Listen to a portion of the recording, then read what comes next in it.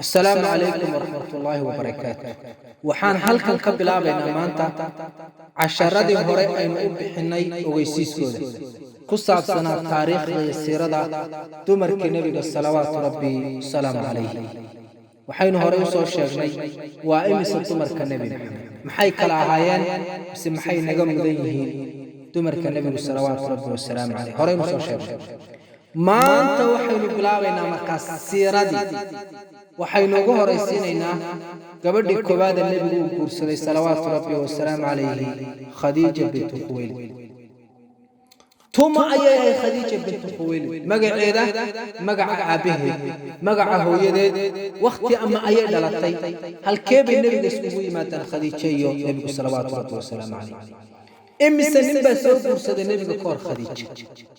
imise caruura ayay khadiija soo dhashay nabiga ka hor? qaabkee buu nabigu khadiija u guursaday? meherka khadiija imisuu ahaa? arooskii loo dhigay khadiija nacaabuu ahaa?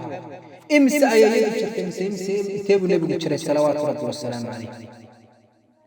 imise caruura ayaa khadiija nabiga u dhashay? maxay kala ahaayeen iyo magacyadooda? maxaynu ka faa'iidanaa qisada khadiija? tilmaamaha khadiija maxay ahaayeen? gabadh nooceeya khadiija ahayd?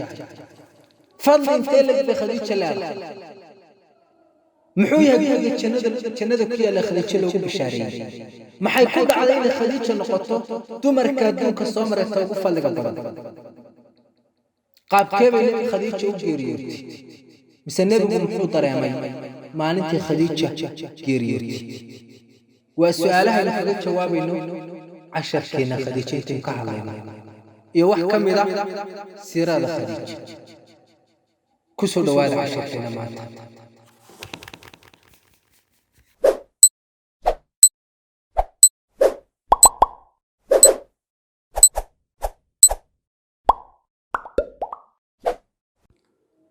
kusoo dhawaada mar kale casharkeena.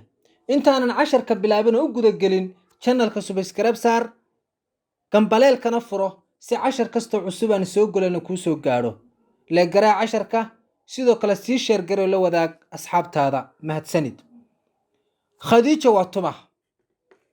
khadiijo magaceedu waa khadiijo, aabbaheedu waa khuwaylid binu asad binu cabdilcusa binu qusay binu kilaab binu murra binu kacab binu lu'ayi binu qaalib binu fahar binu maalik binu nadiir binu kinaana. nebi maxamed iyo khadiija waxay iskugu yimaadaan odayga ama awowga qusay.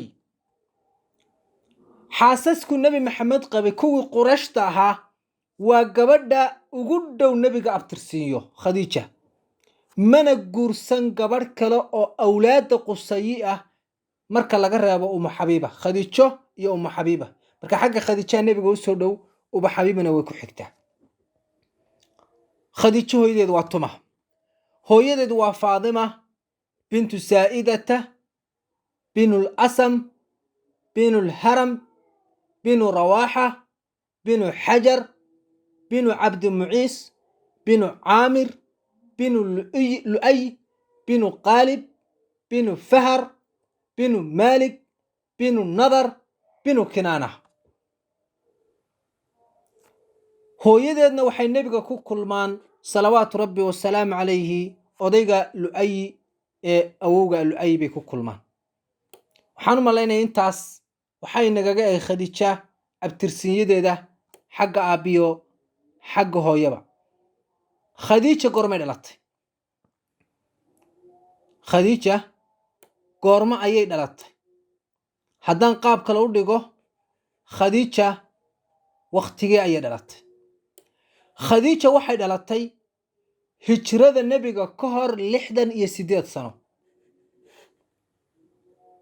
haddaan qaab kale kuugu dhigo, khadiijo waxay dhalatay qaab kale haddaan kuugu dhigo, khadiijo waxay dhalatay caamul fiil ka hor 15 sano.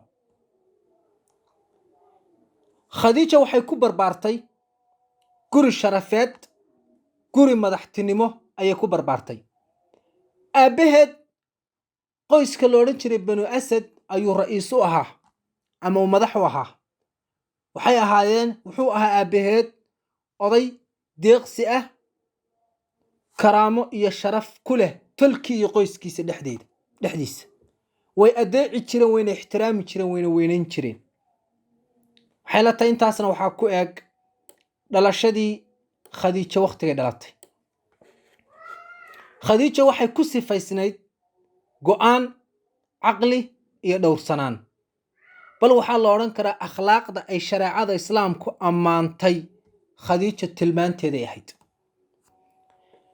haddaba khadiijo yaa soo guursada nebiga ka hor salawaatu rabbi wasalaamu calayh. kow, khadiijo horta waxaa doonay oo laysi siiyey in adeerkeed waraqa binu nawfal binu asad. odayga waraqa binu nawfal binu asad mar kale ayuu magaciisu inagu soo laaban doonaa, markaasaynu sharaxi doonaa. waraqa binu nawfal binu asad insha allah. waraqa binu nawfal binu asad waxay ibnaadeer ahaayeen khadiija, oo khadiijo adeerkeed ba dhalay. laakiin ilaahay ma qadarin inuu guursado, ismaysan guursan waraqa. waxaa guursada khadiija wadaadka la yidhaahda abuhaala. abuhaala magaciisu waa hind binu nabaash binu zaraarata binu waqdaan baa la odhan jiray. wuxuu ahaa nin sharaf leh, qoomkiisa dhexdiisa sharaf iyo karaamo ku leh. maka ayuu deganaa, halkaasuu joogay. wuu dhintay jaahiligii ama nebiga ka hor, nebi maxamed aan dhalan waqtigii jaahiligu dhintay, aan odhan nebigoo dhalan sorry, laakiin waqtigii jaahiliga ayuu dhintay intaan nebi maxamed lasoo dirin ama nebi laga dhigin ayuu dhintay. imise caruura ayay khadiija u dhashay abuhaala. khadiija waxay abuhaala u dhashay 2 caruura. ilmaha koobaad waxaa la odhan jiray hindi, wiil buu ahaa, hindi la odhan jiray. wiilka labaadna waxaa la odhan jiray haala. sidaa daraaddeed ba khadiijo kuunyadeedu waxay ahayd ummu hindi hooyadii.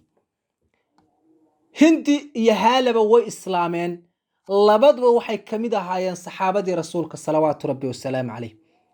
bal ninka hindi la dhaho, nebi maxamed markaa dhabtiisa ku barbaareenoo maadaama uu khadiijo guursaday nebi maxamed oo hooyadood ahayd, nebi maxamed baa koriyey baa la odhan karaa. bal in yar aan hindi ka tilmaano. hindi wuxuu ka qayb galay qaswatu badar iyo qaswatu uxud buu ka qayb galay. hindi wuxuu soo wariyaa axaadiista ka hadlaysa sifooyinka nebiga salawaatu rabbi wasalaamu caleyh. imaamu tirmidi kitaabkiisa shamaa'il maxamadiya loo yaqaano wuxuu ku wariyey axaadiisu hindi ka warinayo oo ka hadlaysa nebiga tilmaamihiisa. tusaalaha nebiga timihiisa qaabkay ahaayeen, halkay u joogeen iyo qaabku nebigu timaha u fidhin jiray. axaadiis kalena waa ka wariyey. wuxuu hindi odhan jiray ana akramu nnaasi aban wa umman wa akhan wa ukhtan. anigu waxaan ahay dadka qofka ugu karaamada badan xagga aabbaha, xagga hooyada, xagga walaalka iyo xagga walaasha. wuxuu odhan jiray aabbahay waa rasuulka salawaatu rabbi wasalaamu caleyh. dabcan dee nebi maxamed wuxuu qabay hindi hooyadii khadiijo ahayd. markaa dee ninka hooyadaa qaba dee waa aabbaha, walow yuusan aabbihii ku dhalay ahayn, laakiin maadaama hooyadaa uu qabo oo caruurtiisa walaalatiin waa aabbaha, marka wuxuu odhan jiray aabbahay waa rasuulka, hooyaday waa khadiija oo fadligeeda iyo qiimaheeda aynu baran doonno insha allah. walaashay waa faaduma bintu maxamed, ila xagga hooye ka walaala yihiin. walaalkay waa qaasim bin maxamed ridwaanullaahi calayhi. marka yuusan run sheeginde run buu sheegay. marka hindi waa cumriyey, waa gaboobay ilaa nebiga isagoo nool buu nebigu dhintay baa la tilmaamaa. xitaa wuxuu ka qayb galay macrakadii la odhan jiray macrakatuljamal ayuu ku dhintay baa isagoo safkii cali ku jira. aduu waa la isku khilfay, daacuun baa dilayna waa la tilmaamaa. aduu halkaas unbuu maray ninka hindi la odhan jiray. aduu muhiimaddu nebiga waa ka geeri dambeeyey. abuhaala haddaynu nimaadno, abuhaala isagana nebiga waa la saaxiibay, axaadiisna waa wariyaabaa la tilmaamaa. marka abuhaalana wuxuu isaguna ka mid ah saxaabadii rasuulka, inkastoo isagu horey u dhintay. intaa kadib marka waa uu dhintay ninkii abuhaale ahaa waqtiga jaahiliga. waxaa khadiijo guursaday kadibna nin la odhan jiray catiiq binu caabid binu cabdilaahi binu cumar binu makhzuum. ninka catiiqa isaguna waa dhintay waqtigii jaahiliga. ninka catiiqa waxa uu dhalay waxay u dhashay khadiija ama wuxuu dhalay gabadh loo oran jiray hinda dabcan waxaad arkaysaa hinda in la wada oranayo caruurta hinda loo wada bixinayo subxaanallah gabadh loo oran jiray hinda waa magacan hinda waa magac rag iyo dumarka loo bixiyo mudakar iyo mu'annathba waa magac mushtarig ay wadaagaan gabadh hinda loo bixiyay ayaa u dhashay ninkan catiiqa khadiija marka gabadhaasay u dhashay marka gabadhan ina catiiq hinda bintu catiiqa iyo hind iyo haala ibna abi haala ah saddexdaa caruurta ah waxay la walaala ahaayeen caruurtii nebigu uu dhalay ee khadiija ay dhashay aan hadalka soo ururine khadiija nebiga ka hor 2 nin baa soo guursaday nin waxa u dhashay 2 wiil ninna waxa u dhashay gabadh khadiija caruur waxay dhashay nebiga ka hor 3 caruura nebigana caruurtay u dhali doonto wayna arki doonaa mawduuceena labaad wuxuu ku saabsan yahay khadiija ku saabsan qaabka uu nebigu khadiija u guursaday salawaatu rabbi salaam calayhi intaasuu cashar ku egyahay